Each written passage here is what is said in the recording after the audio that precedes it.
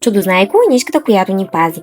Зимата си тръгваше бавно. По колоните имаше още студ, а в очите на децата нетърпение. Чудознайко държеше в лапичките си тънка червено-бяла нишка. Толкова е малка, прошепна той. Как може да пази някого?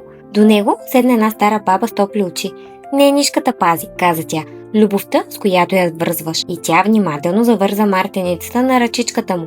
Бялото е чистото начало, червеното е животът, който топти, а възелчето е обещание. Обещание за какво? Попита Чудознайко. Че ще бъдем до тези, които обичаме, че ще си пожелаваме здраве, че ще помним откъде идваме. Чудознайко видя как едно дете протегна ръчички към майка си, как баща прегръща сина си, как усмивките стават по-топли, когато някой ти връзва мартеница. И разбра, мартеницата е нишка между поколенията, между баба и внуче, между вчера и утре. Тя е тих начин да кажеш: искам да си здрав, искам да си тук, искам да те има. А ти, на кого ще вържиш своята нишка тази пролет? Ако искаш още такива видеа и приказки, последвай ме, за да не изпуснеш.